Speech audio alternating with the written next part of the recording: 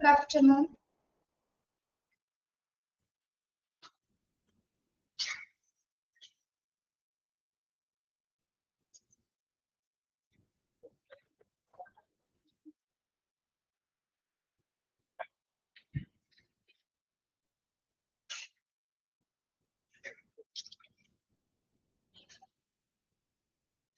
Good afternoon.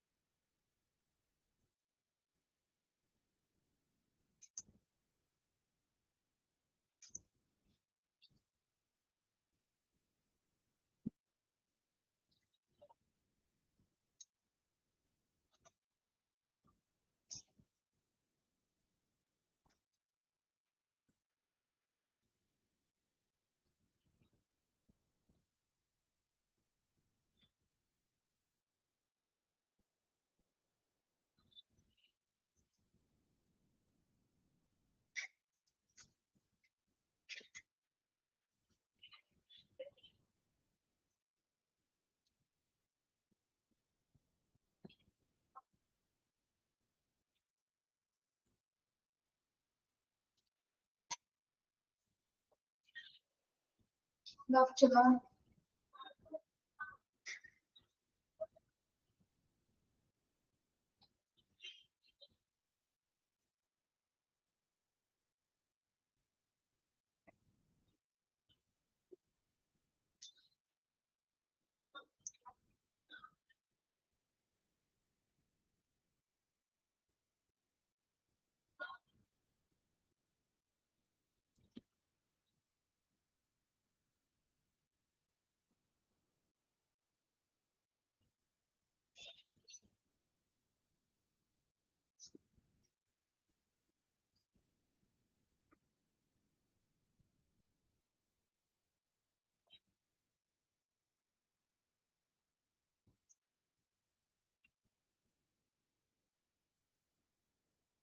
Page number. Human resource chapter last hour. 28.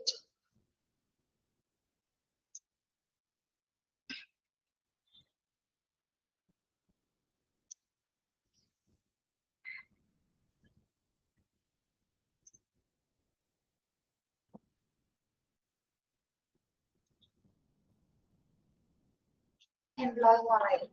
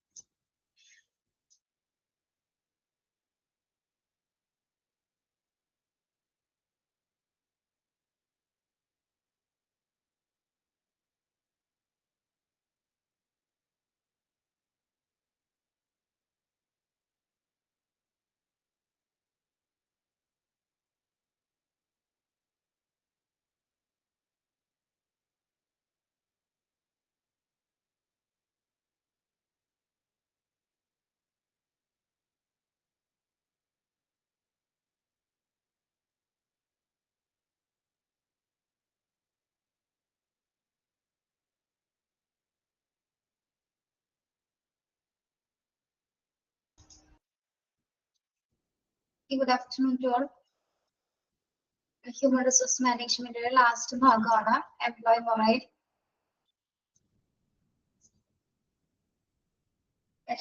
Morale എന്ന് പറയുന്നത് എന്താണ്? Morale. Morale. എന്താണ് അർത്ഥമാക്കുന്നത്?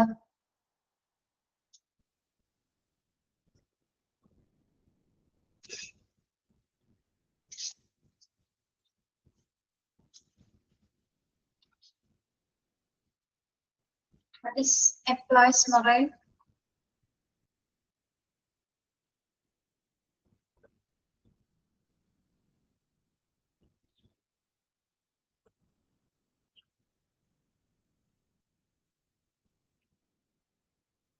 അറിയില്ല.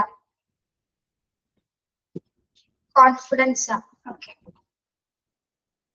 പിന്നെ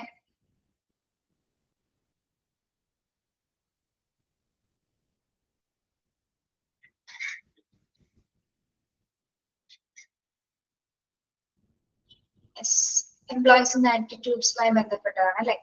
നോക്കാം. Morale means A feeling, enthusiasm, zeal, confidence in individuals or groups that they will be able to handle the task allotted to them. Morale is a mental condition or attitude of individuals and groups that determine their readiness to cooperate. എന്താണ് morale എന്ന് ഉദ്ദേശിക്കുന്നത്? Feeling of enthusiasm. enthusiasm എന്ന് പറഞ്ഞാൽ എന്താ? enthusiasm ഒരു ഉത്സാഹം അല്ലെങ്കിൽ തീക്ഷ്ണമായ. സീൽ, കോൺഫിഡൻസ് മീൻസ് എന്താണ്? അതായത് ഓരോ എംപ്ലോയീസിന്റെയും ആറ്റിറ്റ്യൂഡ് എങ്ങനെയുള്ളതായിരിക്കണം? ഇങ്ങനെയുള്ളതായിരിക്കണം. പ്രത്യേകിച്ച് അവർക്ക് ഒരു കൊടുത്തിരിക്കുന്ന ടാസ്കുകൾ ഏബിൾ ആയിട്ട് അത് കംപ്ലീറ്റ് ചെയ്തിട്ടുണ്ടെങ്കിൽ അവർ എങ്ങനെയുള്ള രീതിയിലായിരിക്കണം പെർഫോം ചെയ്യേണ്ടത്? നല്ല കോൺഫിഡൻസ് ഉണ്ടെങ്കിൽ നല്ല മനോവീര്യത്തോടു കൂടി അവർക്ക് പെർഫോം ചെയ്യാനായിട്ട് സാധിക്കണം അല്ലെ. അതായത് എന്ത് തരം സിറ്റുവേഷൻസ് വന്നാലും അതെല്ലാം തരണം ചെയ്തുകൊണ്ട് അതിനെ സോൾവ് ചെയ്തുകൊണ്ട് മുന്നോട്ട് കൊണ്ടുപോകുന്ന കോൺഫിഡൻസ് ഓരോ എംപ്ലോയീസിനും ഉണ്ടായിരിക്കും. ആ ഒരു ആറ്റിറ്റ്യൂഡ് ആയിരിക്കാം. അതായത് നമുക്ക് ഏത് തരം ടാസ്കുകൾ കൊടുത്താലും അവർക്ക് എങ്ങനെ ഹാൻഡിൽ ചെയ്യാൻ പറ്റണം? കോൺഫിഡന്റോട് കൂടി അത് നല്ല മനോവീര്യത്തോടു കൂടി തന്നെ അത് ചെയ്തു തീർക്കാനായിട്ട് അവർക്ക് സാധിക്കാം. ഓക്കെ, ഒരു തരം മെന്റൽ കണ്ടീഷൻ ആണ് ശരിക്കും മൊറൈൽ എന്ന് പറയുന്നത്. Morale is A mental condition or attitude individuals and that determine their readiness to cooperate. അതായത് ഒരു ഗ്രൂപ്പിലായിക്കോട്ടെ അല്ലെങ്കിൽ വ്യക്തികളിലായിക്കോട്ടെ, അതായത് ഒരു പൊതുവായ ഒരു ലക്ഷ്യത്തിലേക്ക് അവരെ എത്തിച്ചേർക്കാൻ വേണ്ടിയിട്ട് അവരിൽ ഉടലെടുക്കേണ്ട ഒരു മെന്റൽ പ്രോസസ് ആണ് ശരിക്കും, ഒരു മെന്റൽ കണ്ടീഷൻ ആണ് ഇത് മൊറൈൽ എന്ന് പറയുന്നത് അല്ലെ. ഇത് ബിഹേവിയറിന്റെ ഭാഗമായിട്ടാണ് രൂപപ്പെട്ടു വരുന്നത്. ഓക്കെ, അതായത് ആ ടാസ്ക് ചെയ്യാനായിട്ടുള്ള ഒരു കോപ്പറേഷൻ, ആ കോപ്പറേഷൻ വരണമെങ്കിൽ തന്നെ എന്താണ്? വില്ലിംഗ് ആയിരിക്കണം. വില്ലിംഗ് ആവണമെങ്കിൽ അവർക്ക് നല്ല രീതിയിലുള്ള കോൺഫിഡൻസ് ഉണ്ടായിരിക്കണം, അല്ലെങ്കിൽ നല്ലൊരു ഉത്സാഹം ഉണ്ടായിരിക്കണം. തീക്ഷ്ണമായിട്ട് ആ ഒരു കാര്യം എത്തിച്ചേർക്കാനായിട്ടുള്ള ഒരു വ്യഗ്രത അല്ലെങ്കിൽ അതിനോടൊരു അറ്റാച്ച്മെന്റ് നല്ല രീതിയിൽ വളർത്തിയെടുക്കാനായിട്ടുള്ള ഒരു കോൺഫിഡൻസ് ഉണ്ടെങ്കിൽ മാത്രമേ ആ ഓർഗനൈസേഷനിൽ അവർക്ക് നല്ല രീതിയിൽ വർക്ക് ചെയ്യാനായിട്ട് സാധിക്കും. ഓക്കെ, അത് ഗ്രൂപ്പിലാണെങ്കിലും ഇൻഡിവിജ്വൽ വൈസ് ആണെങ്കിലും എന്താണ്, എല്ലാവരിലും നല്ല രീതിയിൽ കോൺഫിഡൻസ് ഉണ്ടായിരിക്കേണ്ടത് അത്യാവശ്യമാണ്. അപ്പൊ ഒരു ഗുഡ് മൊറൈൽ എന്ന് പറയുമ്പോൾ എന്തായിരിക്കും? ഗുഡ് മൊറൈൽ ആയിട്ടുള്ള എംപ്ലോയീസിന്റെ ക്യാരക്ടറിസ്റ്റിക്സ് എന്തൊക്കെയായിരിക്കും?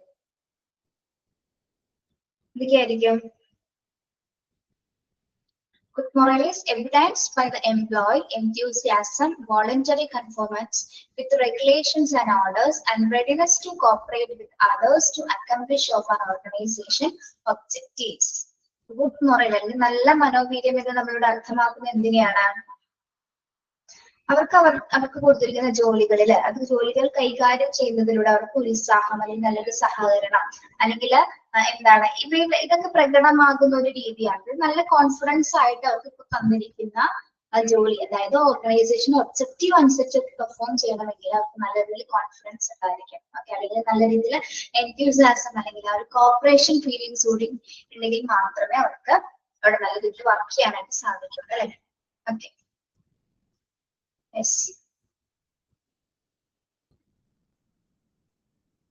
ഈ ഒരു ഭാഗം അണ്ടർലൈൻ ചെയ്യാമോ? Morale is a mental condition or attitude of individuals and a group that determines their readiness to cooperate. ആ ഭാഗം അണ്ടർലൈൻ ചെയ്യാം കേട്ടോ.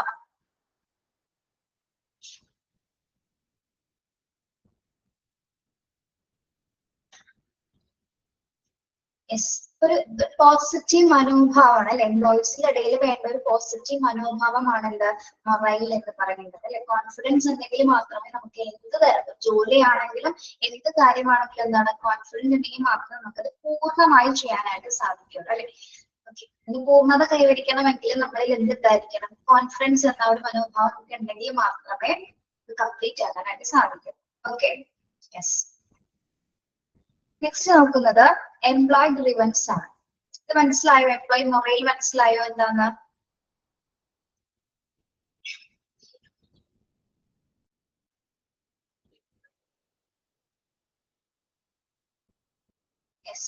ഇനി എംപ്ലോയ് ഗ്രീവൻസ് എന്താണ്? എംപ്ലോയ് ഗ്രീവൻസ് എന്ന് പറയുന്നത്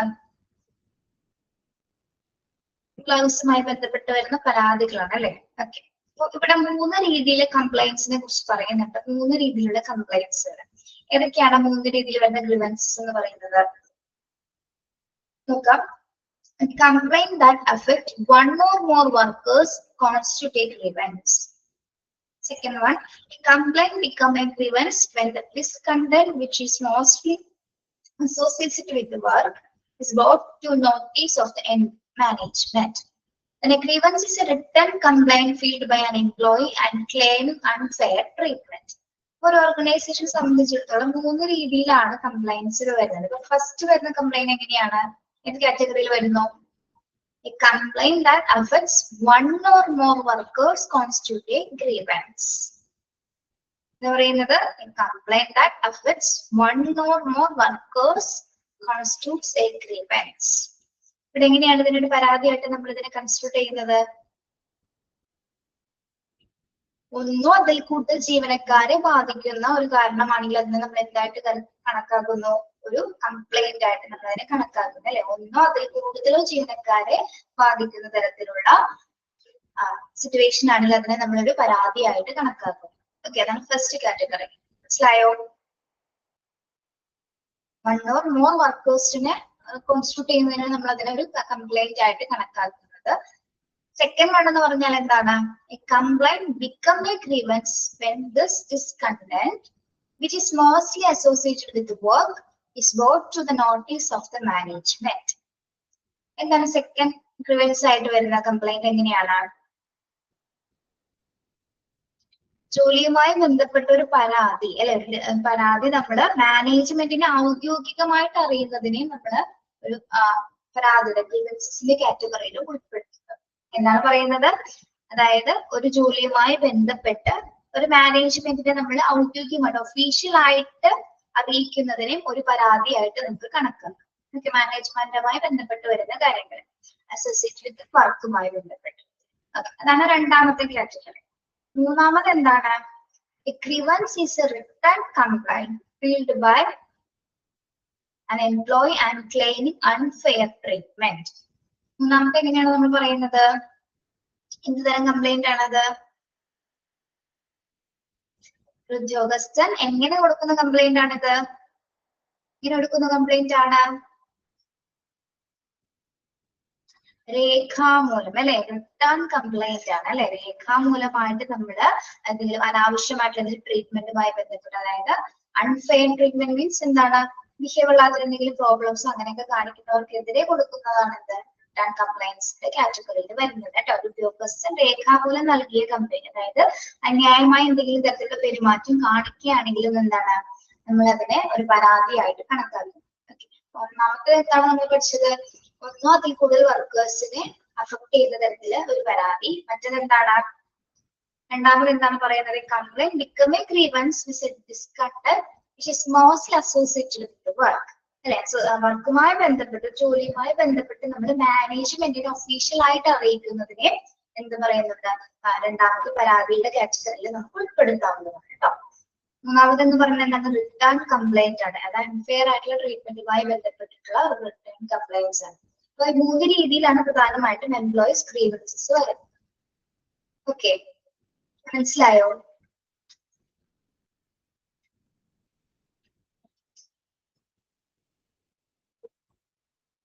യെസ്. ഇനി ഇതിന്റെ കാരണങ്ങൾ എന്തൊക്കെയാണ്? കോസസ് ഓഫ് ഗ്രീവൻസ്, പരാതിയുടെ കാരണങ്ങൾ എന്തെല്ലാം? കുറച്ച് എക്സാമ്പിളുകൾ ഇവിടെ കൊടുത്തിട്ടുണ്ട്. Typical examples of workers grievances are. ഏതൊക്കെ എക്സാമ്പിൾസ് ആണ് വരുന്നത്? പരാതിയുമായി ബന്ധപ്പെട്ടുള്ള കുറച്ച് കാരണങ്ങൾ എന്തൊക്കെയാണ്? ഒന്ന് വേജസുമായി ബന്ധപ്പെട്ട് അല്ലെ? റിഗാർഡിംഗ് ദ വേജസുമായി ബന്ധപ്പെട്ടുള്ളത്. റിഗാർഡിംഗ് സൂപ്പർവിഷൻ അല്ലെ? സൂപ്പർവിഷനുമായി ബന്ധപ്പെട്ടിട്ടുള്ള പരാതികള്. റിഗാർഡിംഗ് ഇൻഡിവിജ്വൽ അഡ്വാൻസ്മെന്റ്, എന്താണ്? വ്യക്തി പുരോഗതിയുമായി സംബന്ധിച്ചിട്ടുള്ള, അതായത് ഓരോ ഇൻഡിവിജ്വൽസ്, ഓരോ ഇൻഡിവിജ്വൽ ആയിട്ടുള്ള എംപ്ലോയീസുമായി ബന്ധപ്പെട്ടുള്ള പരാതികള്. അതാണ് റിഗാർഡിംഗ് ഇൻഡിവിജ്വൽ അഡ്വാൻസ്മെന്റ് എന്ന് പറയുന്നത്. പിന്നെന്താണ് ജനറൽ വർക്കിംഗ് കണ്ടീഷൻസിനെ കുറിച്ചിട്ടുള്ള പരാതികൾ അല്ലെ, ഓർഗനൈസേഷന്റെ ജനറൽ വർക്കിംഗ് കണ്ടീഷൻസുമായി ബന്ധപ്പെട്ട് വരുന്ന പരാതികൾ. കളക്റ്റീവ് ബാർഗനിങ് എന്താണ്? സാലറിയുമായി വേജസുമായി ബന്ധപ്പെട്ടുള്ള ഒരു കൂട്ടായ വിലപേശൽ. ഇതൊക്കെയാണ് പരാതികളുടെ പ്രധാന കാരണങ്ങളിൽ വരുന്നത്. ഒന്ന് വേജസുമായിട്ടുള്ളത്, പിന്നെ നല്ല രീതിയിൽ സൂപ്പർവിഷൻ കിട്ടാത്ത രീതിയിൽ അല്ലെങ്കിൽ വ്യക്തിഗതമായിട്ടുള്ള എന്തെങ്കിലും പരാതികൾ, വർക്കിംഗ് കണ്ടീഷൻ റിലേറ്റ് ചെയ്യുന്ന പരാതികൾ, പിന്നെ എന്താണ് സാലറി പാക്കേജസുമായി ബന്ധപ്പെട്ടിട്ടുള്ള കാര്യങ്ങൾ. ഇതൊക്കെയാണ് പ്രധാനമായിട്ടും പരാതികളുടെ കാരണങ്ങളിൽ ഉൾപ്പെടുന്നത്. ഓക്കെ, ഇതെല്ലാം സിറ്റുവേഷൻ ബേസ്ഡ് ആയിട്ടാണ് ഈ കാരണങ്ങൾ രൂപപ്പെടുന്നത് കേട്ടോ. ഓക്കെ, മനസ്സിലായോ? The causes of grievance. Okay, then when grievance redressal machinery works effectively, it is satisfactorily resolve most of the disputes between labor and management. നമ്മൾ പറയുന്നത് ഇത്തരം പരാതികളൊക്കെ ആരൊക്കെയായിരിക്കും ഇത് നീക്കം ചെയ്ത് കൊടുക്കുന്നത്? ഈ പരാതികൾക്ക് പരിഹാരം കാണുന്നത് ആരായിരിക്കും? മാനേജ്മെന്റിൽ ഒരു ഗ്രീവൻസ് റിഡ്രസൽ മെഷീനറി ഉണ്ടായിരിക്കും അല്ലെ, പരാതികൾക്ക് പരിഹാരം കാണുന്നതിന് വേണ്ടിയിട്ട് ഒരു പ്രത്യേക വിഭാഗം ഉണ്ടായിരിക്കും. അവരായിരിക്കും എന്തെങ്കിലും മാനേജ്മെന്റും എംപ്ലോയീസും തമ്മിലുള്ള ഭൂരിഭാഗം തർക്കങ്ങളോ അതായത് ഭൂരിഭാഗമുള്ള ഡിസ്പ്യൂട്ട്സുകളും അവരായിരിക്കുള്ളൂ റിസോൾവ് ചെയ്യുന്നത്. ഓക്കെ, അതായത് എംപ്ലോയീസുമായി ബന്ധപ്പെട്ട് വരുന്ന പരാതികളെല്ലാം പരിഹരിക്കുന്നതിന് വേണ്ടിയിട്ട് ഓർഗനൈസേഷനിൽ തന്നെ എന്തായിരിക്കും? റിഡ്രസൽ മെഷീനറി വർക്ക്സ് ഉണ്ടായിരിക്കും.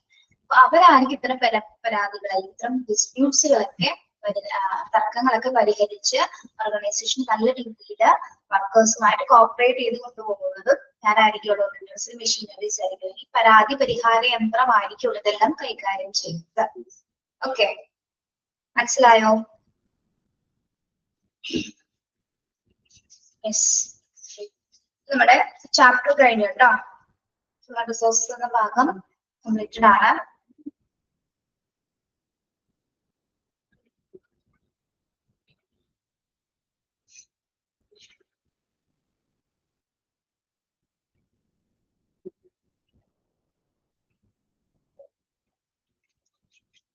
നെക്സ്റ്റ് നമ്മൾ എടുക്കുന്നത് ഡിസാസ്റ്റർ മാനേജ്മെന്റ് ആണ് കേട്ടോ.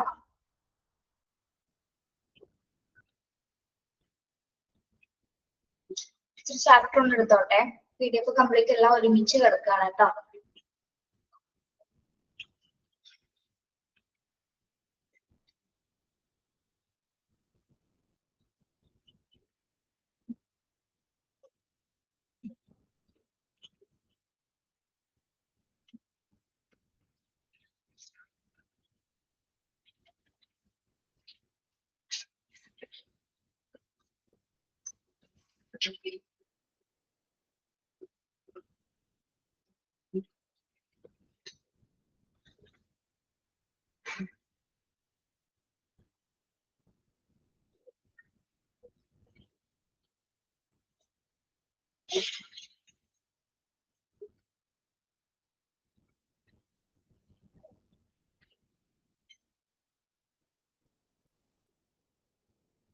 കാണാമോ? PDF കാണാമോ?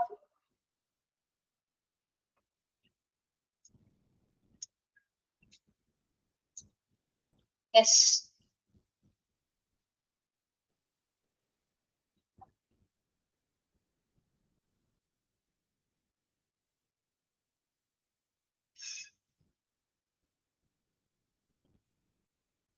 എന്താണ് ഒരു ഡിസാസ്റ്റർ എന്ന് പറയുന്നത്? നമ്മുടെ ഈ ചാപ്റ്ററിന്റെ തുടക്ക ഭാഗങ്ങൾ നമ്മുടെ കോമൺ ആയിട്ടുള്ള ദുരന്തങ്ങളെ കുറിച്ചിട്ടുള്ള കുറച്ച് ഇൻട്രൊഡക്ഷൻ ആണ് ഇവിടെ കൊടുത്തിരിക്കുന്നത്. ഇടയ്ക്ക് ഇതൊക്കെ കയറി കാണുന്ന കുട്ടികൾക്ക് ചിലപ്പോൾ എക്കണോമിക്സ് ക്ലാസ് ആണോ ജോഗ്രഫി ക്ലാസ് ആണോ അങ്ങനെയൊന്നും തോന്നണ്ട. ഇതിന്റെ ഫസ്റ്റ് ഇൻട്രൊഡക്ഷൻ എങ്ങനെയാണ്? കോമൺ ആയിട്ടുള്ള ദുരന്തങ്ങളെ കുറിച്ചിട്ടുള്ള കുറച്ച് വിശദീകരണവും ഏതൊക്കെ ടൈപ്സ് ഉള്ള ഡിസാസ്റ്റർ ഒക്കെ ആണെന്നുള്ളതാണ് നമ്മൾ ആദ്യം പഠിക്കുന്നത്. അതിന് ശേഷമാണ് ഹോസ്പിറ്റൽ ഡിസാസ്റ്ററിലേക്ക് നമ്മൾ പോകുന്നത് കേട്ടോ. ഓക്കെ,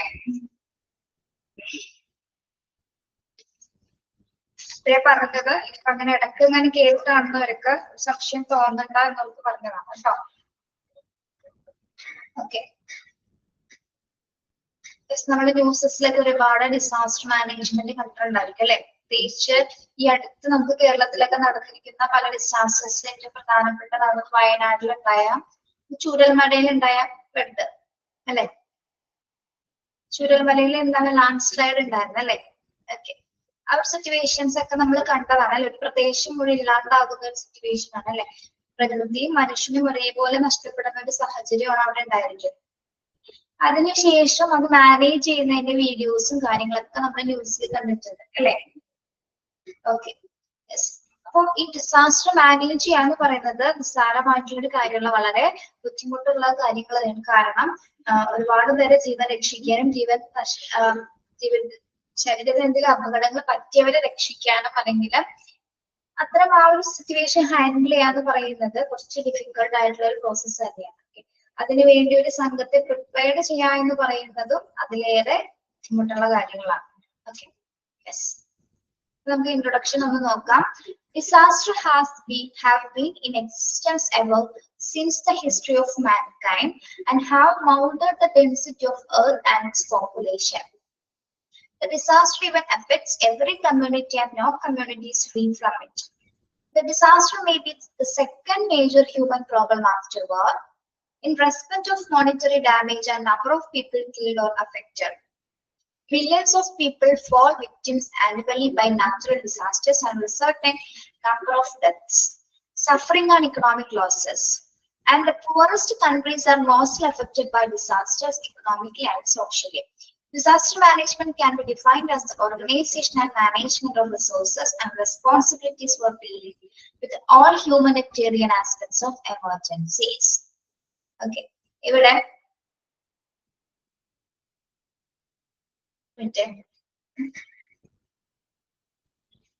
നമുക്ക് നമ്മുടെ ഹ്യൂമൻ ഹിസ്റ്ററി എടുത്ത് നോക്കുകയാണെങ്കിൽ മനുഷ്യരാശിയുടെ ആ ഒരു കാലഘട്ടം നോക്കുകയാണെങ്കിൽ ദുരന്തങ്ങൾ പണ്ട് മുതൽക്കേ ഉണ്ട് അല്ലെ? ദുരന്തങ്ങളെ കുറിച്ചിട്ട് നമ്മളിപ്പോ ന്യൂസിൽ മാത്രമല്ല ഒരുപാട് പുസ്തകങ്ങളിൽ നമ്മൾ വായിച്ചിട്ടുണ്ട്. ഹിസ്റ്ററി എടുത്ത് നോക്കുകയാണെങ്കിൽ ഒരുപാട് ദുരന്തങ്ങൾ, ഒരുപാട് അതായത് മനുഷ്യരാശിനെ നശിപ്പിക്കുന്ന തരത്തിലുള്ള പല ദുരന്തങ്ങളും ഫേസ് ചെയ്തിട്ടുള്ളവരാണ് പഴയ ഒരു തലമുറ എന്ന് പറയുന്നത് അല്ലെ? Okay, yes, the disaster affects every community and new community. ഒരു ദുരന്തം ഉണ്ടാവുമ്പോ ഒരു കമ്മ്യൂണിറ്റിയിൽ ഒരു ദുരന്തം ഉണ്ടാവുന്ന സമയത്ത് ഒരു ഭാഗം മാത്രമായിരിക്കും പോകുന്ന സമയത്ത് എന്താണ് ചിലപ്പോ കംപ്ലീറ്റ് ഒരു നാട് മുഴുവനായിട്ട് നശിച്ചെന്ന് വരാം. അതായത് നാച്ചുറൽ ആയിട്ടുള്ള ദുരന്തങ്ങളൊക്കെ സംഭവിക്കുകയാണെങ്കിൽ നാച്ചുറൽ കലാമിറ്റീസുകളൊക്കെ പ്രകൃതി ദുരന്തങ്ങൾ ഉണ്ടാവുമ്പോൾ എന്താണ് നമ്മൾ ഒരു കമ്മ്യൂണിറ്റിനെ മാത്രം ഇതിന് മാറ്റിയിരുത്തുന്നില്ല. പോകുമ്പോ എന്താണ് എല്ലാ കമ്മ്യൂണിറ്റിനും അത് ബാധിക്കുന്നത് അല്ലെ? നമ്മുടെ ഏറ്റവും വലിയൊരു പ്രോബ്ലം എന്ന് പറയുന്നത് അതായത് വാറാണ്. യുദ്ധമായിരുന്നു നമ്മൾ കണ്ടിരിക്കുന്ന ഏറ്റവും വലിയൊരു ദുരന്തമായിട്ട് നമ്മൾ കണ്ടിരുന്നു. പക്ഷെ അതിനുശേഷം നമ്മൾക്ക് നമ്മുടെ മുന്നിലുള്ള ഒരു പ്രതിസന്ധി എന്ന് പറയുന്നത് ദുരന്തങ്ങളാണ് അല്ലെ? അതായത് disaster may the second major human problem after war. വാറിന് ശേഷം നമ്മുടെ ഒരു സെക്കൻഡ് ഹ്യൂമൻ പ്രോബ്ലം എന്ന് പറയുന്നത് എന്താണ്? ഡിസാസ്റ്റർ ആണ് അല്ലെ? വാറിന് ശേഷം, യുദ്ധത്തിന് ശേഷം നമ്മൾ അതിനെ ഏറ്റവും കൂടുതൽ നമ്മളെ മനുഷ്യരാശിയെ നശിപ്പിച്ചിട്ടുള്ള ഒരു സംഭവമാണ് എന്ത്? ഡിസാസ്റ്റേഴ്സ് എന്ന് പറയുന്നത്. ഓക്കെ, അത് ഒരു കമ്മ്യൂണിറ്റിനെ മാത്രമല്ല നശിപ്പിക്കുന്നത്, എന്താണ്? In respect of monetary damage and the number of people killed or affected. ഒരുപാട് പേര് അത് ഇക്കണോമിക്കലി നശിക്കുന്നുണ്ട്, അതോടൊപ്പം തന്നെ എന്താണ് ഒരുപാട് പേര് മരണപ്പെടുന്നുണ്ട്, അതുപോലെ തന്നെ മറ്റ് കുറെ ആൾക്കാർ അത് അഫക്ട് ചെയ്യപ്പെടുന്നുണ്ട്. ആനുവലി എടുത്ത് നോക്കുകയാണെങ്കിൽ നമ്മളിപ്പോ മഴക്കാലം ആ ഒരു സീസണൊക്കെ എത്തുമ്പോഴാണ് നമുക്ക് ഈ ഉരുൾപൊട്ടല് അല്ലെങ്കിൽ ഭൂമി കുലുക്കം അല്ലെങ്കിൽ അങ്ങനെ എന്തെങ്കിലുമൊക്കെ സംഭവങ്ങൾ, വെള്ളപ്പൊക്കം, ഫ്ലഡൊക്കെ റിലേറ്റ് ചെയ്തുള്ള കാര്യങ്ങൾ വരുന്നത് അല്ലെ? അതായത് ആനുവലി ഒരുപാട് ജനങ്ങൾ ഇതുമായി ബന്ധപ്പെട്ട് മരണപ്പെടുന്നുണ്ട് അല്ലെ? പ്രത്യേകിച്ച് ആ ഒരു മഴ എടുത്ത് പിടിക്കുന്ന സമയത്ത് എന്താണ് എപ്പോഴും ലാൻഡ് സ്ലൈഡ് മലയോര പ്രദേശങ്ങളിൽ നമ്മൾ കാണാറുണ്ട് അല്ലെ? നമ്മൾ ആ ചുരൽമലയുടെ ആ ഒരു വിഷ്വൽ എടുത്ത് നോക്കി കഴിഞ്ഞാൽ ഒരു സ്കൂള് മുഴുവൻ കംപ്ലീറ്റ് ആയിട്ട് പോയ ഒരു വിഷ്വൽസ് നിങ്ങൾ കണ്ടിട്ടുണ്ടാവും അല്ലെ? ഓക്കെ, അതായത് ഒരു കംപ്ലീറ്റ് എത്രയോ പേരാണ് അതിൽ മരണപ്പെട്ടത്, എത്രയോ പേരിന്റെയും മണ്ണിനടിയിലുണ്ട്. നമ്മൾ അറിയാത്തത്രയും കണക്കുകളില് ചിലപ്പോൾ മണ്ണിനടിയിൽ ഉണ്ടായിരിക്കും അല്ലെ? ഇത്രയും കണ്ടെത്താനായിട്ട് കുറെ ആൾക്കാരുണ്ട്. അപ്പൊ ഓരോ ഇതുപോലെ ആനുവലി ഓരോ നാച്ചുറൽ കലാമിറ്റീസിന്റെ ഭാഗമായിട്ട് ഒരുപാട് പേര് മരണപ്പെടുന്നു. ഓക്കെ, യെസ്, മിക്കവരും എന്താണ് അല്ലാത്തവർക്ക് പലർക്കും വീടുകൾ നഷ്ടപ്പെടുന്നുണ്ട്, പ്രിയപ്പെട്ടവരെ നഷ്ടപ്പെടുന്നുണ്ട്, എക്കണോമിക്കലി അവർക്ക് ലോസസ് സംഭവിക്കുന്നു. ഇങ്ങനെ ഇത് ഏറ്റവും കൂടുതൽ ഒരു ഡിസാസ്റ്റർ മനുഷ്യനെ ബാധിക്കും. പ്രത്യേകിച്ച് പൂറസ്റ്റ് ആയിട്ടുള്ള കൺട്രീസിനെയാണ് ഇത്തരം ഡിസാസ്റ്റർ, ദരിദ്ര രാജ്യങ്ങളെയാണ് ഇത്തരത്തിലുള്ള ദുരന്തങ്ങൾ ഏറ്റവും കൂടുതൽ ബാധിക്കുന്നത് അല്ലെ? ഓക്കെ, ഇവിടെ പറയുന്നുണ്ട് And the poorest countries are mostly affected by disaster economically and socially. ദരിദ്ര രാജ്യങ്ങളെ നമ്മൾ എടുത്തു നോക്കുമ്പോൾ എന്താണ്, അവർക്ക് സാമ്പത്തികമായിട്ടും സാമൂഹ്യമായിട്ടും അവരെ അഫക്ട് ചെയ്യുന്നുണ്ട് ഓരോ ദുരന്തങ്ങൾ. ഓക്കെ, അപ്പൊ ഇതിനെ നമ്മൾ വരുന്ന ഒരു സിറ്റുവേഷൻ നമുക്ക് പ്രോപ്പർ ആയിട്ട് മാനേജ് ചെയ്യുക എന്നുള്ളതാണ് നമ്മളിവിടെ പഠിക്കാൻ പോകുന്നത്. ഡിസാസ്റ്റർ എങ്ങനെ നമുക്ക് മാനേജ് ചെയ്യാം, ഇത്തരം ദുരന്തങ്ങൾ ഉണ്ടാവുന്ന സമയത്ത് അതിൽ നിന്ന് രക്ഷപ്പെട്ടവരെ നമുക്ക് അതിൽ നിന്ന് സേവ് ചെയ്യേണ്ടതുണ്ട്. ഈ ആ ഒരു സിറ്റുവേഷൻ അല്ലെങ്കിൽ നമുക്ക് ആ ഒരു പ്രദേശം വീണ്ടെടുക്കേണ്ടതായിട്ട് വരും. അത്തരം കാര്യങ്ങൾ നമ്മൾ ചെയ്തതിന് വേണ്ടി വ്യക്തമായ ഒരു പ്ലാനിങ് ഉണ്ടായിരിക്കണം. ഒരു പ്ലാനിങ് കൊണ്ട് മാത്രമേ നമുക്ക് അതിനെ മാനേജ് ചെയ്തെടുത്ത് ആ ഒരു സിറ്റുവേഷനെ മറികടക്കാനായിട്ട് നമുക്ക് സാധിക്കും. ഓക്കെ, അപ്പൊ എങ്ങനെ നമുക്ക് ഡിസാസ്റ്റർ മാനേജ് ചെയ്യാം, ഇത്തരം സംഭവങ്ങൾ ഉണ്ടാവുന്ന സമയത്ത് എങ്ങനെയാണ് ഇവിടെ മാനേജ് ചെയ്യപ്പെടുന്നത്? ഓക്കെ, ഇവിടെ പറയുന്നുണ്ട് disaster management can be defined as the organization and management of resources and responsibilities for dealing with all humanitarian aspects of emergency. എന്താണ് ഒരു ഡിസാസ്റ്റർ മാനേജ് ചെയ്യാന്ന് പറയുന്നത്? എന്താണ് ഇതിനെ ഡിഫൈൻ ചെയ്യുന്നത്? എന്താണ് ഇവിടെ ഡിഫൈൻ ചെയ്യുന്നത്? എന്താണ് ഡിസാസ്റ്റർ മാനേജ് ചെയ്യുന്ന പ്രക്രിയ കൊണ്ട് നമ്മൾ അർത്ഥമാക്കുന്നത്?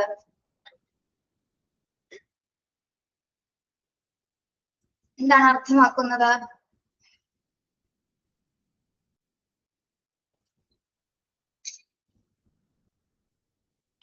അതൊരു റെസ്പോൺസിബിലിറ്റീസ് ആണ്. എല്ലാത്തരം റിസോഴ്സുകൾ ഉപയോഗിച്ചുകൊണ്ട് ആ ഒരു സിറ്റുവേഷനെ നമുക്ക് ഹാൻഡിൽ ചെയ്യേണ്ടതുണ്ട്. എല്ലാ മനുഷ്യരും രക്ഷപ്പെട്ട എല്ലാവരും നമുക്ക് സേവ് ചെയ്യേണ്ടതുണ്ട് അല്ലെ.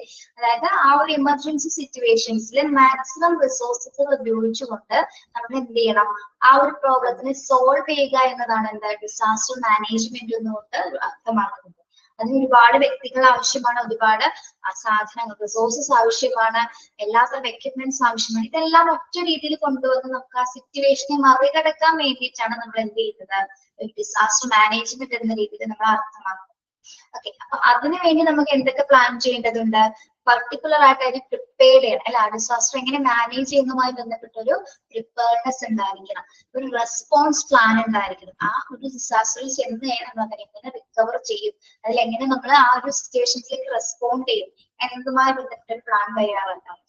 അതിനുശേഷം റെസ്പോണ്ട് ചെയ്തതിനു ശേഷം reduce the after effect of disaster, അതിനുശേഷം ആഫ്റ്റർ ഇഫക്ട്സ് എന്തൊക്കെയാണ് എന്നുള്ള കാര്യങ്ങളുമായി ബന്ധപ്പെട്ട്, അതായത് ആ ഒരു സിറ്റുവേഷനെ മറികടക്കാനായിട്ട് നമ്മൾ എടുക്കുന്ന കുറെ റിസോഴ്സസും റെസ്പോൺസിബിലിറ്റീസും ആണ് എന്ത് ഡിസാസ്റ്റർ മാനേജ്മെന്റ് എന്ന രീതിയിൽ ഇവിടെ അർത്ഥമാക്കുന്നത്.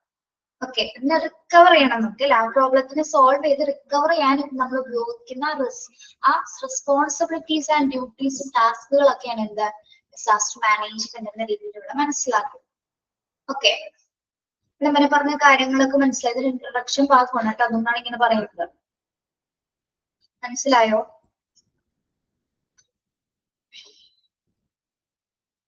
ഓക്കെ,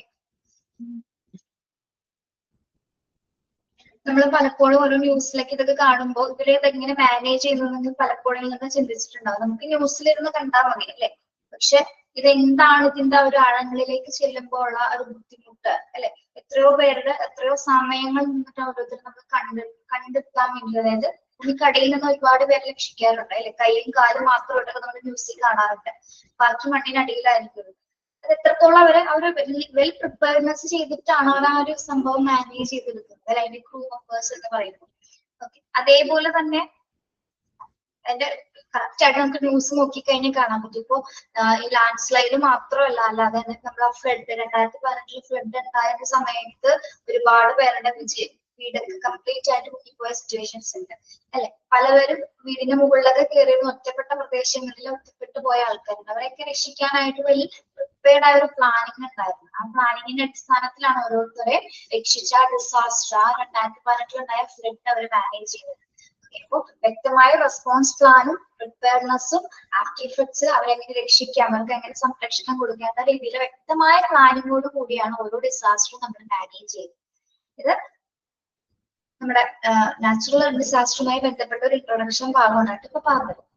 ഇനി ഈ ഡിസാസ്റ്റർ നമുക്കൊന്ന് ഡിഫൈൻ ചെയ്യണമെങ്കിൽ WHO ഒരു ഡെഫിനേഷൻ നമുക്കിവിടെ പഠിക്കാൻ കൊടുത്തിട്ടുണ്ട്. WHO പറയുന്നത് ഈ ഡിസാസ്റ്ററിന്റെ ഡെഫിനേഷനെ കുറച്ച് പോയിന്റ് വൈസ് ആയിട്ടാണ് പറയുന്നത് കേട്ടോ.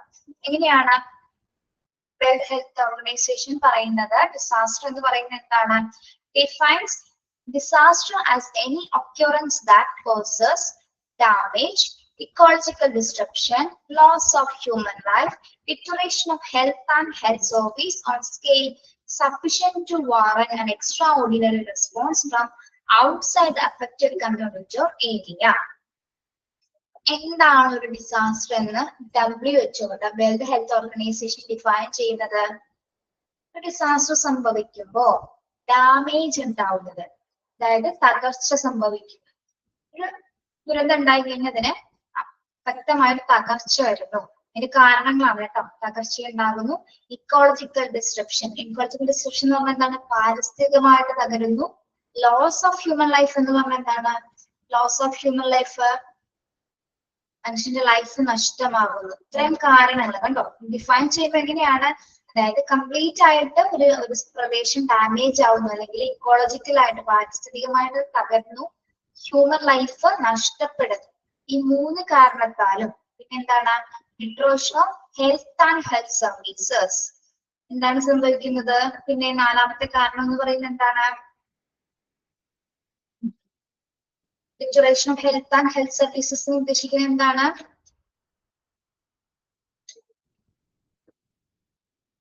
ഹെൽത്ത് ആൻഡ് ഹെൽത്ത് സർവീസസ് എന്താ?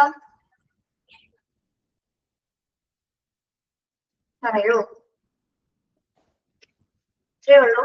ജനങ്ങൾക്ക് അവരുടെ മൊത്തം സ്ഥലങ്ങൾ നഷ്ടപ്പെടുന്നു, അല്ലെങ്കിൽ പാരിസ്ഥിതികമായിട്ട് തകർച്ച സംഭവിക്കുന്നു, ജീവൻ ഇല്ലാതാകുന്നു, മനുഷ്യന് ജീവൻ നഷ്ടപ്പെടുന്നു, ആരോഗ്യ സംവിധാനങ്ങൾ തകരുന്നു. ഇത്തരം സിറ്റുവേഷനെയാണ് നമ്മളൊരു ഡിസാസ്റ്റർ ആയിട്ട് കണക്കാക്കപ്പെടുന്നത്. അതായത് ജീവനോ പ്രകൃതിക്കോ ഒരേപോലെ അപകടം സംഭവിക്കുന്നതിന് മാത്രമാണ് നമ്മളൊരു ദുരന്തമായിട്ട് പ്രഖ്യാപിക്കുന്നത് കേട്ടോ. മാത്രമല്ല അവിടെ ഹെൽത്ത് സർവീസ്, അല്ലെങ്കിൽ എന്താ പറയുക, ആരോഗ്യ സംരക്ഷണ സംവിധാനങ്ങൾക്ക് വരെ കാര്യമായിട്ടുള്ള തടസ്സം വരുന്ന സിറ്റുവേഷൻസിനെ നമ്മൾ എന്തായിട്ട് കണക്കാക്കുന്നു? ഡിസാസ്റ്റർ ആയിട്ട് കണക്കാക്കുന്നു. അത്തരം സിറ്റുവേഷൻസിൽ എന്താണ്? ആ കമ്മ്യൂണിറ്റിനെ രക്ഷപ്പെടുത്താനായിട്ട് നമ്മൾ ഉപയോഗിക്കുന്ന മെഷേഴ്സ് ആണ് എന്ത്? ഡിസാസ്റ്റർ മാനേജ്മെന്റ് എന്ന് പറയുന്നത്. നമ്മൾ കൊടുക്കുന്ന റെസ്പോൺസ് ആണ്. ആ ദുരന്തത്തിന് നമ്മൾ കൊടുക്കുന്ന ആ റെസ്പോൺസിനെയാണ് നമ്മൾ എന്ത് പറയുന്നത്? ഡിസാസ്റ്റർ മാനേജ്മെന്റ് എന്ന് പറയുന്നത്. ഡിസാസ്റ്റർ എന്ന് ഉദ്ദേശിക്കുന്നത് എന്താണ്? ഒരു പ്രദേശം അപ്പാടെ തകരുന്നു, പരിസ്ഥിതി തകർന്നു, മനുഷ്യന്റെ ജീവൻ നഷ്ടപ്പെടുന്നു, ഹെൽത്ത് സംവിധാനങ്ങളെല്ലാം ഇല്ലാതാകുന്നു. ഇത്തരം കാരണങ്ങൾ കൊണ്ടാണ് അതിനെ നമ്മൾ എന്താക്കി മാറ്റുന്നത്? ഒരു ദുരന്തമായിട്ട് പ്രഖ്യാപിക്കുന്നത്. ഓക്കെ, ആ ദുരന്തത്തിനെ മാനേജ് ചെയ്യുന്ന പ്രോസസ്സാണ് നമ്മൾ എന്തായിട്ട് പറയുന്നത്? Disaster management. അതായത് അഫക്റ്റഡ് ആയിട്ടുള്ള കമ്മ്യൂണിറ്റിനെ നമ്മൾ രക്ഷപ്പെടുത്തുന്ന ആ ഒരു പ്രക്രിയയാണ് എന്ത്? ഡിസാസ്റ്റർ മാനേജ്മെന്റ് എന്ന് പറയുന്നത്. ഓക്കെ, മനസ്സിലായോ ഡെഫിനീഷൻ? മനസ്സിലായോ?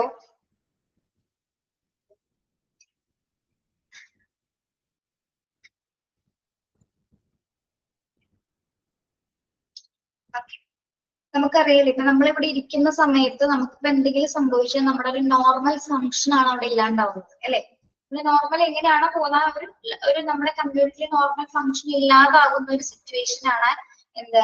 ഡിസാസ്റ്റർ എന്ന് പറയുന്നത്. നമ്മളിപ്പോ ഇരിക്കുന്ന സമയത്ത് തന്നെ താഴ്ത്തോട്ട് പോവാണ്, അല്ലെ? ദുരന്തം സംഭവിച്ചു കഴിഞ്ഞു, അല്ലെ? അതിനെ മാനേജ് ചെയ്തെടുക്കുന്നതിനെയാണ് നമ്മൾ എന്ത് പറയുന്നത്? അതിനെ അവിടെ നമ്മളെ രക്ഷപ്പെടുത്തുന്ന പ്രക്രിയകളാണ് ഡിസാസ്റ്റർ മാനേജ്മെന്റ് എന്ന് പറയുന്നത്.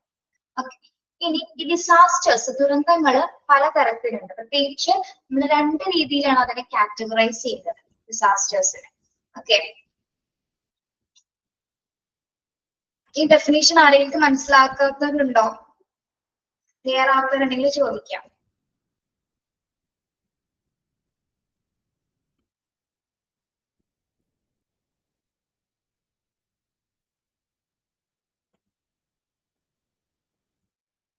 മനസ്സിലാക്കാത്തവരുണ്ടെങ്കിൽ ഇതൊന്ന് ബ്രീഫ് ചെയ്ത് പറഞ്ഞു തന്നോ? ഒരു ഡെഫിനിഷൻ ബ്രീഫ് ചെയ്ത് പറഞ്ഞു തന്നോ, പഠിക്കാൻ എളുപ്പത്തിന്?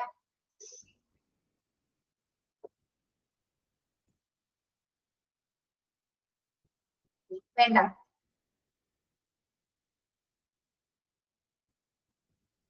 ഓക്കെ, നോട്ട് ചെയ്തോളൂ കേട്ടോ, നോട്ട് ചെയ്തോളൂ. Disaster is an event. Note ചെയ്യാട്ടോ. Disaster is an event. Disaster is an event. Event. E-V-E-N-T. Event. Disaster is an event that disrupts, that H-A-T, that disrupt. Disrupt. D-I-S-R-U-P-T-S, disrupts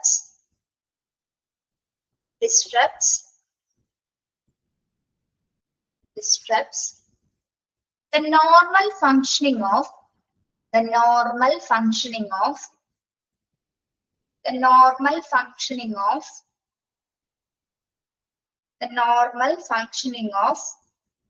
a community or society. A community or society. A community or society.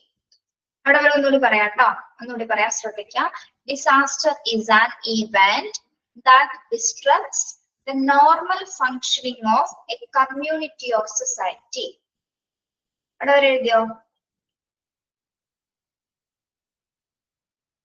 Yes. The point and causes suffering and causes suffering and causes C-A-U-S-E-S causes suffering S-U-F-F-E-R-I-N-G suffering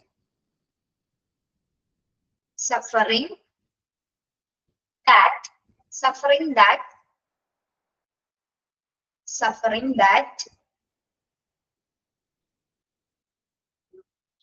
exceeds E-X-C-E-E-D-S that exceeds E-X-C-E-E-D-S exceed exceeds the community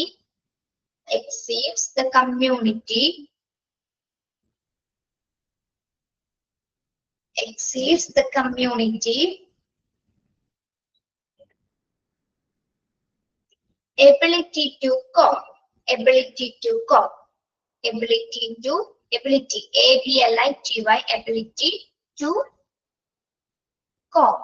Cope means C-O-P-E. Cope എന്ന് വെച്ചാൽ എന്താണ്? നേരിടുക, ചെറുക്കുക എന്നൊരു meaning കേട്ടോ. Cope, C-O-P-E. ഇത്ര sentence ഒന്നുകൂടി വായിക്കാം കേട്ടോ. Disaster is an event that disrupts the normal functioning of a community or society and causes suffering that exceeds the community ability to cope. Okay. ഒന്ന് വായിച്ചു നോക്കിയ സെന്റൻസ് എന്താണ് ഡിസാസ്റ്റർ മനസ്സിലായോ? ഒന്ന് വായിച്ചു നോക്കാം കേട്ടോ. എഴുതിയ കാര്യങ്ങളൊന്ന് വായിച്ചു നോക്കി.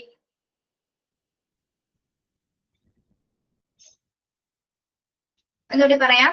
Disaster is an event that disrupts the normal functioning of a community or society and causes suffering that exceeds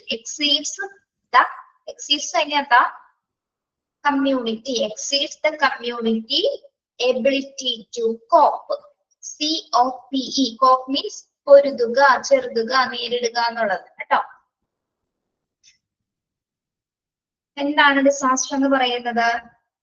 ഒരു കമ്മ്യൂണിറ്റിയുടെ അല്ലെങ്കിൽ സൊസൈറ്റിയുടെ നോർമൽ ഫങ്ഷനിനെ ഇല്ലാതാക്കുന്ന ഒരു പ്രോസസ്സാണ് എന്ത്? ഡിസാസ്റ്റർ അഥവാ ദുരന്തം എന്ന് പറയുന്നത്. അതായത് അതിന്റെ അടിസ്ഥാനത്തിൽ എന്താണ്? ഒരു കമ്മ്യൂണിറ്റി ശരിക്കും പറഞ്ഞാൽ അവിടെ സഫർ ചെയ്യപ്പെടുന്ന പല കാരണങ്ങൾ കൊണ്ട് അവിടെ സഫർ ചെയ്ത് അതിൽ നിന്ന് പോരാടാൻ അല്ലെങ്കിൽ ചെറുത്തു വരുന്ന ഒരു സിറ്റുവേഷൻ ആണ് എന്ത്? ഡിസാസ്റ്റർ മാനേജ്മെന്റ് എന്ന് പറയുന്നത്. ഓക്കെ. യെസ്. ഇനി ഇവിടെ കൊടുത്തിരിക്കുന്നത് നോക്കൂ. WHO ഡെഫിനീഷൻസിൽ കുറച്ച് കാരണങ്ങൾ പറയുന്നില്ലേ? ആ കാരണങ്ങൾ നിങ്ങൾ നോക്കി വെക്കണം കേട്ടോ. അതായത് എന്തുകൊണ്ടാണ് ഒരു ഡിസാസ്റ്റർ ഡിസാസ്റ്ററിന്റെ കാരണങ്ങളായിട്ട് സൂചിപ്പിക്കുന്നത്? ഒന്ന് ഇക്കോളജിക്കൽ ഡിസപ്ഷൻ ഉണ്ടായിരിക്കണം, ലോസ് ഓഫ് ഹ്യൂമൻ ലൈഫ് വേണം, ഡാമേജ് ഉണ്ടായിരിക്കണം, അതേപോലെ ഹെൽത്ത് സംവിധാനങ്ങള് ഡിറ്ററേഷൻ അല്ലെങ്കിൽ അതിന് പരാജയം ഉണ്ടാവണം. ഇത്തരം സാഹചര്യങ്ങളിൽ മാത്രമാണ് നമ്മൾ അതിനൊരു ഡിസാസ്റ്റർ ആയിട്ട് കണക്കാക്കുന്നത്. ഓക്കെ. അപ്പൊ ഈ കാരണങ്ങളെ, ഈ കോസസ് ഒന്ന് ടിക്ക് ചെയ്തിട്ടാട്ടോ. ഓക്കെ. യെസ്. നമുക്ക് ഡിസാസ്റ്റേഴ്സ് രണ്ട് കാറ്റഗറി ഉണ്ട്. എക്സ്റ്റേണൽ ഡിസാസ്റ്റർ ഉണ്ട്, ഇന്റേണൽ ഡിസാസ്റ്റർ ഉണ്ട്. ഓക്കെ. എക്സ്റ്റേണൽ ഡിസാസ്റ്ററിൽ എന്തൊക്കെയാണ് വരുന്നത് നോക്കാം. എന്തൊക്കെയാണ്? Train accident, boat accident, complex automobile accident, explosion, flood, airplane accident, tornado, tsunami, earthquake, man made disaster likes riots. Train accident, boat accidents നമുക്കറിയാം അല്ലെ. ബോട്ട് കോംപ്ലക്സ് ഓട്ടോമൊബൈൽ ആക്സിഡന്റ് എന്ന് പറഞ്ഞാൽ എന്താണ്? കോംപ്ലക്സ് ഓട്ടോമൊബൈൽ ആക്സിഡന്റ് എന്ത് സിറ്റുവേഷൻ ആണത്? ശരിക്കും പറഞ്ഞാൽ multi vehicle accident ആണ് കേട്ടോ. അതായത് നമ്മൾ ഒരേ സമയം കുറെ വാഹനങ്ങൾ ഒരുമിച്ച് ആക്സിഡന്റ് ആവുന്ന കണ്ടിട്ടില്ലേ? ഒരേ സമയം തന്നെ. എന്താണ് കാരണം എന്ന് പറയാൻ പറ്റില്ല, എന്ത് പറ്റിയതാണെന്ന് ചിലപ്പോൾ അറിയാൻ പറ്റില്ല. ചിലപ്പോ ഒരു വണ്ടി ചിലപ്പോ ബ്രേക്ക് ഇട്ടതായിരിക്കാം, ബാക്കി കുറെ വന്ന വണ്ടികള് എന്താണ് മുട്ടി എന്താണ്, അല്ലെങ്കിൽ അങ്ങനെ എന്ത് കാരണവും നമുക്ക് വ്യക്തമാവാത്ത രീതിയിൽ ഒരേ സമയം ഒരുപാട് വെഹിക്കിൾസ് അപകടത്തിൽപ്പെട്ടത് കാണാം അല്ലെ. പ്രത്യേകിച്ച് ഒരു ഹൈ ട്രാഫിക് ഏരിയയിലേക്ക്. ഓക്കെ, യെസ്, അതാണ് കോംപ്ലക്സ് ഓട്ടോമൊബൈൽ ആക്സിഡന്റ്. കാരണം വ്യക്തമായിരിക്കില്ല, എന്താണ് സംഭവിച്ചത് നമുക്ക് അറിയാൻ പറ്റില്ല. അത് ഏത് കാറ്റഗറിയിലാണ് വരുന്നത്? എക്സ്റ്റേണൽ ഡിസാസ്റ്ററിൽ കേട്ടോ. ഇനി എക്സ്പ്ലോഷൻസ് ഉണ്ടാവാറുണ്ട്, flood, then airplane accident, tornado. Tornado means എന്താണ്? ടൊർണാഡോ ചുഴലിക്കാറ്റുകൾ കേട്ടോ. ദെൻ സുനാമി, എർത്ത് റൈറ്റ്സുകൾ. എന്താണ് റൈറ്റ്? നമ്മൾ ഈ വർഗീയ മനുഷ്യ ലഹളകൾ എന്നൊക്കെ പറയില്ലേ, വർഗീയ കലാപങ്ങള്, കമ്മ്യൂണൽ റൈറ്റ്സ് എന്നൊക്കെ പറഞ്ഞിട്ടില്ലേ നിങ്ങൾ? കമ്മ്യൂണൽ റൈറ്റ്സുകള്, ലഹളകള്, അതൊക്കെ ഏത് ഡിസാസ്റ്ററിൽ വരുന്നതാണ്? എക്സ്റ്റേണൽ ആയിട്ടുള്ള ദുരന്തങ്ങളിൽ വരുന്നതാണ് കേട്ടോ. ഓക്കെ, അപ്പൊ പേരുകൾ നോട്ട് ചെയ്യണം കേട്ടോ. ഈ ഓഡ് വൺ ഔട്ട് എന്നൊക്കെ പറഞ്ഞ് ചോദിക്കാറുണ്ട്. ആ പേരുകൾ 6 നോട്ട് ചെയ്തിട്ടുണ്ട്. ട്രെയിൻ ആക്സിഡന്റ് മുതൽ റൈറ്റ്സ് വരെ നോട്ട് ചെയ്യണം. ഓക്കെ, ഇതെല്ലാം ഏത് കാറ്റഗറിയിലാണ് വരുന്നത്? എക്സ്റ്റേണൽ ഡിസാസ്റ്ററിലെ. Next internal disasters. ഏതൊക്കെയാണ് internal disasters? Bomb threat, fire, medical gas leakages. Okay, ഇത് 3 ഇതിൽ വരുന്നത്. ടൊർണാഡോ ചുഴലിക്കാറ്റുകൾ കേട്ടോ. സൈക്ലോൺസ് എന്നൊക്കെ കേട്ടിട്ടില്ലേ നമ്മൾ? അതിന് വേറൊരു പദമാണത് ടൊർണാഡോ എന്ന് പറയുന്നത് കേട്ടോ.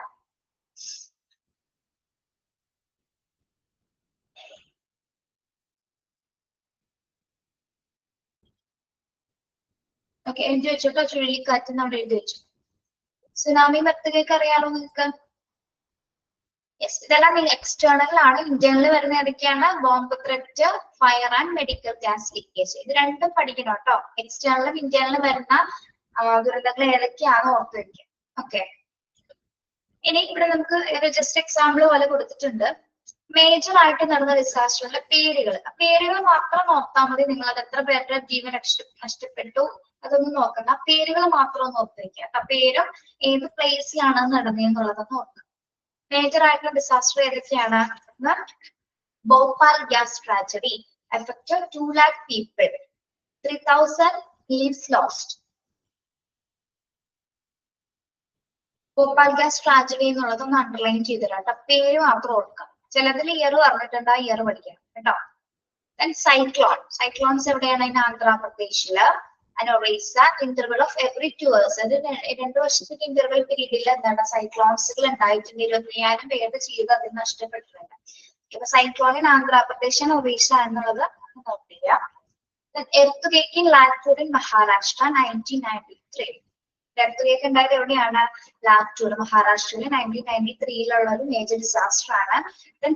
സുനാമി എവിടെയാണ്? Southern Indian coast line. എന്താണ് വന്നത് സുനാമി? 26th December 2004 അല്ലെ. ഓക്കെ, 27 ലക്ഷം പേരെ അഫക്ട് ചെയ്ത ഒരു വലിയൊരു ഡിസാസ്റ്റർ ആയിരുന്നു എന്ത് സുനാമി എന്ന് പറയുന്നത് അല്ലെ. ഓക്കെ, December 2004 26th ഇത് വന്നത് അല്ലെ. ക്രിസ്മസിന് ശേഷമാണ് സുനാമി ഉണ്ടായത്. പേരുകളൊന്ന് നോട്ട് ചെയ്യണം കേട്ടോ. 2-3 ക്വസ്റ്റ്യൻ പേപ്പറിൽ കണ്ടിട്ടുണ്ട്, എപ്പോഴും ചോദിക്കണമെന്നില്ലെങ്കിലും ഒന്ന് നോട്ട് ചെയ്തേക്കാം. മേജർ ആയിട്ടുള്ള ഡിസാസ്റ്റേഴ്സ് ഏതൊക്കെയാണ് കേട്ടോ. Bhopal gas tragedy, cyclone, earthquake and tsunami. Okay. Clear ആണോ?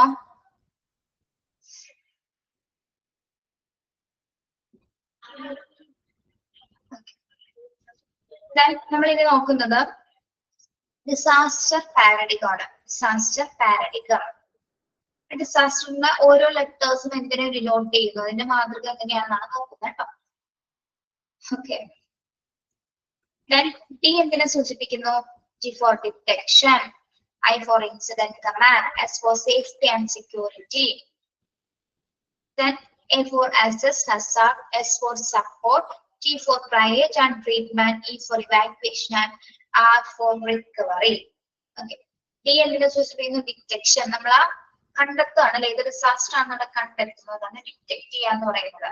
ദെൻ ഐ എന്തിനെ സൂചിപ്പിക്കുന്നു ഡിസാസ്റ്ററിലെ ഇൻസിഡന്റ് കമാൻഡ് അല്ലെ, അവിടെ കൊടുക്കുന്ന ആ ഇൻസിഡന്റിന്റെ കമാൻഡ്സ് അതുമായി ബന്ധപ്പെട്ടുള്ള കാര്യങ്ങൾ നടപടിക്രമങ്ങളൊക്കെയാണ് അതിൽ വരുന്നത്. എസ് എന്താണ് സേഫ്റ്റി ആൻഡ് സെക്യൂരിറ്റി അല്ലെ, സുരക്ഷ കൊടുക്കുന്നത് safety and security. Then A4 എന്താണ് അസസ് ഹസാർഡ്സ് അല്ലെ, അപകടങ്ങൾ വിലയിരുത്തുന്നത് ഏതൊക്കെ തരത്തിലുള്ളതാണെന്നുള്ളത് വിലയിരുത്തുന്നതാണ് assess hazards. Then S4 support അല്ലെ, പരിക്കേൽക്കപ്പെട്ടവർ അല്ലെങ്കിൽ വില നഷ്ടപ്പെട്ടവർക്ക് എന്താണ് സപ്പോർട്ട് കൊടുക്കുന്ന പ്രക്രിയ. ദെൻ T എന്താണ് triage and treatment. Triage and treatment, triage എന്താണ് സിവിയറിറ്റി നോക്കിയിട്ട് നമ്മൾ പേഷ്യൻസിനെ സോർട്ട് ഔട്ട് ചെയ്യുന്ന പ്രക്രിയയാണ് എന്താ ട്രയേജ് ആൻഡ് ട്രീറ്റ്മെന്റ് എന്ന് പറയുന്നത് അല്ലെ. ഏറ്റവും ക്രിട്ടിക്കൽ ആയിട്ടുള്ള കുറെ പേര് എന്തെങ്കിലും അപകടം സംഭവിച്ചു കഴിയുമ്പോൾ ഏറ്റവും ക്രിട്ടിക്കൽ ആയിട്ടുള്ളവർ മാത്രം നമ്മൾ എന്ത് ചെയ്യുന്നു, ആദ്യം അവർക്ക് പ്രയോറിറ്റി കൊടുത്തിട്ട് അവർക്ക് ചികിത്സ കൊടുക്കും. ഓക്കെ, അതായത് പേഷ്യൻസിന് അവരുടെ സിവിയറിറ്റി അനുസരിച്ച് സോർട്ട് ഔട്ട് ഡിവൈഡ് ചെയ്യുന്ന പ്രക്രിയയാണ് എന്താ ട്രയേജ് ആൻഡ് ട്രീറ്റ്മെന്റ് എന്ന് പറയുന്നത്. ഓക്കെ, ദെൻ എന്തിനെ സൂചിപ്പിക്കുന്നു, എന്തിനാണ് സൂചിപ്പിക്കുന്നത് ഇവാക്യുവേഷൻ. ദുരന്തത്തിന് ശേഷം എന്താണ് നമ്മൾ ആ ഒരു പ്രദേശം ഒഴിപ്പിക്കുന്നു. Then R4 recovery. അതിനുശേഷം ലാസ്റ്റ് എന്താണ് എന്താണ് റിക്കവറി, ആ ഒരു ഡിസാസ്റ്റർ മാനേജ്മെന്റ് അവിടെ അവസാനിക്കുകയാണ് റിക്കവറി ആയിട്ട്. ഡിസാസ്റ്റർ പാരഗ്രഫിലെ ഓരോ ലെറ്റേഴ്സും ക്വസ്റ്റ്യൻസിന് ചോദിക്കാറുണ്ട്. ഓരോ ലെറ്റേഴ്സും എന്താണെന്ന് പഠിക്കുക. Okay, yes. ഡിസാസ്റ്ററിൽ D എന്തിനെ സൂചിപ്പിക്കുന്നു,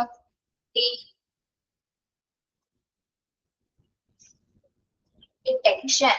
I4 incident command. S4 safety and security. A4 assess hazard. S ഇവിടെ കിടപ്പുണ്ട് കേട്ടോ, ഇങ്ങോട്ട് നീങ്ങി കിടക്കുകയാണ്. S for support, T for triage and treatment, and E for evacuation, and R for recovery. Okay, ഒന്ന് വായിച്ചു നോക്കിയത്.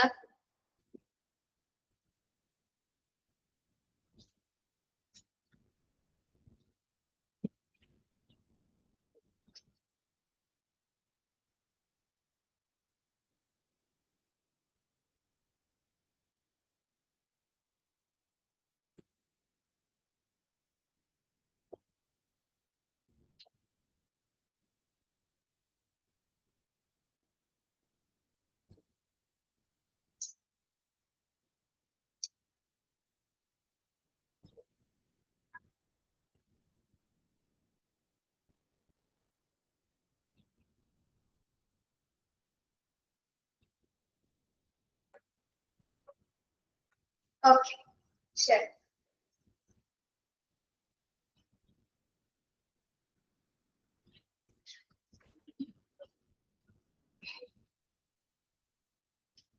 ഇതുവരെ നമ്മള് കോമൺ ആയിട്ടുള്ള ഡിസാസ്റ്റേഴ്സിനെ കുറിച്ചിട്ടാണ് പറഞ്ഞത് കേട്ടോ. ഇനി വരുന്നത് need for disaster management in hospitals. അപ്പൊ നമ്മൾ ഹോസ്പിറ്റലിൽ ഡിസാസ്റ്റർ മാനേജ് ചെയ്യുന്നതിനെ കുറിച്ചിട്ടുള്ള കാര്യങ്ങളാണ് ഇത് നോക്കുന്നത് കേട്ടോ. പാരഗ്രാഫ് നമ്മൾ ജസ്റ്റ് ഒന്ന് നോക്കാവോ, ഒരു മിനിറ്റ്, ഒരു എമർജൻസി ആണ്, ഒന്ന് വായിച്ചു നോക്കാം കേട്ടോ.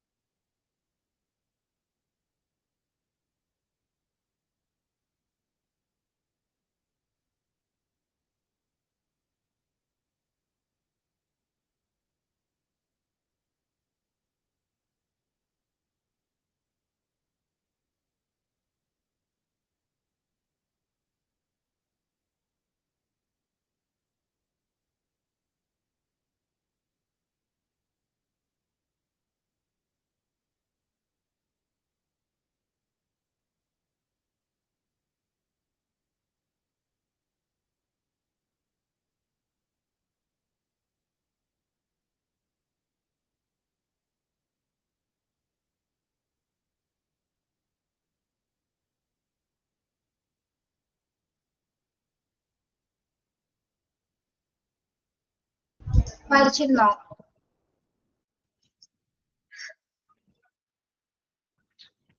യെസ്, നമ്മുടെ ന്യൂസിലൊക്കെ കണ്ടിട്ടുണ്ടാവും അല്ലെ, ഒരു ഡിസാസ്റ്റർ ഉണ്ടാകുന്ന സമയത്ത് ഹോസ്പിറ്റലിലേക്ക് ഒരുപാട് ആംബുലൻസസ് ഒക്കെ വരുന്നത്, ഒരുപാട് ഹോസ്പിറ്റൽ ടീം തന്നെ കുറെ പേര് ഒരേ സമയമൊക്കെ ചികിത്സിക്കാനൊക്കെ ഓടുന്നതൊക്കെ നമ്മൾ ന്യൂസിൽ കണ്ടിട്ടുണ്ട് അല്ലെ. ഓക്കെ, കണ്ടിട്ടുണ്ടല്ലോ നിങ്ങള്?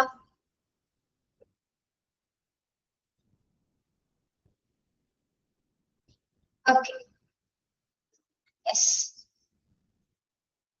അപ്പൊ നമുക്കറിയാം ഒരു ഡിസാസ്റ്റർ ഉണ്ടാകുന്ന സമയത്ത് ഒരു ക്രൂഷ്യൽ റോൾ വഹിക്കുന്നത് ശരിക്കും വന്ന ഹോസ്പിറ്റൽസ് തന്നെയാണ് അല്ലെ. അതായത് ഓവർഫ്ലോസ് ആണ് പേഷ്യൻസിന്റെ അവിടെ വരുന്നത്. നമ്മള് എക്സസീവ് ആയിട്ടുള്ള പേഷ്യന്റിന്റെ നമ്പേഴ്സ് ആയിരിക്കും ആ സമയത്ത് വരുന്നത് അല്ലെ.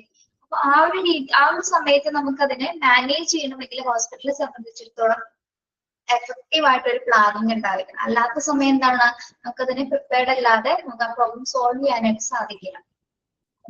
ഇവിടെ പറയുന്നത് hospitals play crucial role in health care infrastructure. അല്ലെ, ആരോഗ്യ മേഖലയിൽ എടുത്ത് നോക്കിക്കഴിഞ്ഞാൽ ഏറ്റവും ക്രൂഷ്യൽ ആയിട്ടുള്ള റോൾസ് കൈകാര്യം ചെയ്യുന്നത് ഹോസ്പിറ്റൽസ് തന്നെയാണ്. Hospital responsible for saving lives, they also provide 24/7 emergency care service, and hence public receive it as main resources for diagnosis, treatment and follow-up for both physical and psychological care.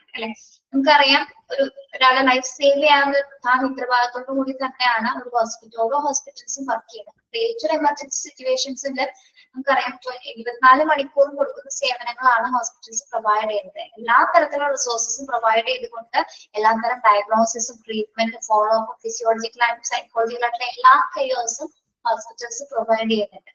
Okay, അപ്പൊ ഒരു normal സാഹചര്യത്തിൽ 24 hours care തരുന്നുണ്ട്. അതേപോലെ ഒരു disaster ദുരന്തം ഉണ്ടാകുന്ന സമയത്ത് എന്താണ്, ഒരു എക്സ്റ്റൻഡ് ആയിട്ടുള്ള എമർജൻസി സിറ്റുവേഷൻ ആണ് അവിടെ വരുന്നത് അല്ലെ. അപ്പൊ എന്താണ്, ഒരു സൊസൈറ്റി തന്നെ ഹോസ്പിറ്റലിലേക്ക് വരാണ് അല്ലെ. ഒരു കംപ്ലീറ്റ് ഹോൾ സൊസൈറ്റി എന്താണ്, നമ്മളറിയാം ഒന്നോ രണ്ടോ പേരെല്ലാം ദുരന്തത്തിലാണ് എഫക്റ്റഡ് ആവുന്നത്. ഒരു കമ്മ്യൂണിറ്റി കംപ്ലീറ്റ് ആയിട്ട് എഫക്റ്റഡ് ആവുമ്പോൾ അത് കംപ്ലീറ്റ് എങ്ങടേക്ക് വരുന്നുണ്ട്, ഹോസ്പിറ്റൽസിലേക്ക് വരുന്നുണ്ട് അല്ലെ. അപ്പൊ അത്തരം സമയത്ത് നമുക്ക് ആ ഒരു എമർജൻസി മെഡിക്കൽ കെയർ കൊടുക്കണമെങ്കിൽ ഹോസ്പിറ്റൽ വെൽ സെറ്റിൽഡ് ആയിരിക്കണം, അല്ലെങ്കിൽ എല്ലാ റിസോഴ്സസും മതിയായ രീതിയിൽ ഉപയോഗിക്കാനായിട്ട് ഹോസ്പിറ്റൽ സജ്ജമാവേണ്ടത് അത്യാവശ്യമാണ് അല്ലെ. Okay, yes. Hospital extended emergency care, and hence when a disaster hits, the society falls back on the hospital to provide instant secure in the form of emergency medical care. Whenever a hospital or healthcare facility is met by a situation where it has to provide care to a large number of patients in limited time, which is beyond its normal capacity, constitute a disaster for the said hospital. Okay, നമുക്കറിയാം ഒരു disaster വരുന്നത് emergency സിറ്റുവേഷനിലായിരിക്കും വരുന്നത് അല്ലെ.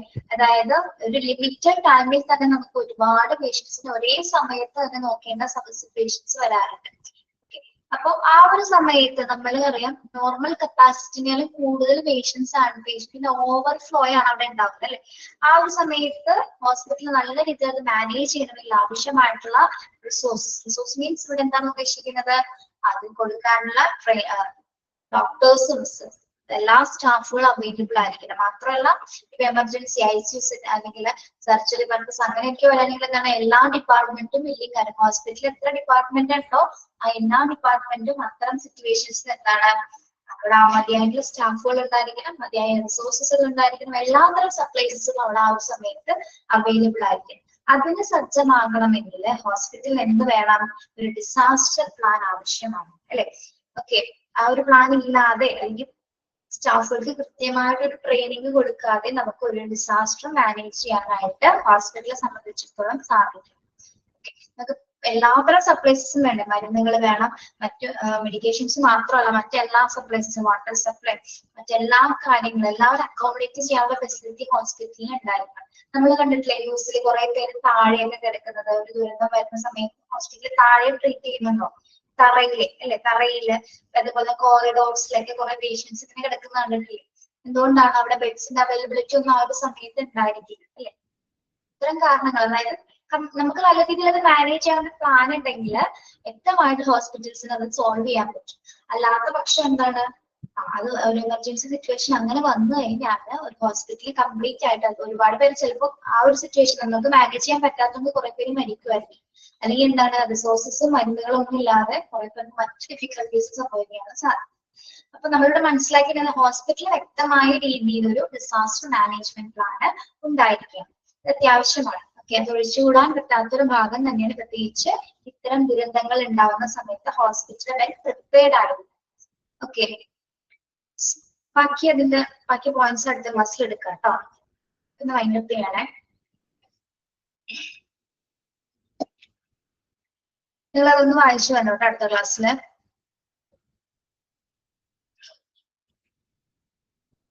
Okay, thank you. Have a nice day.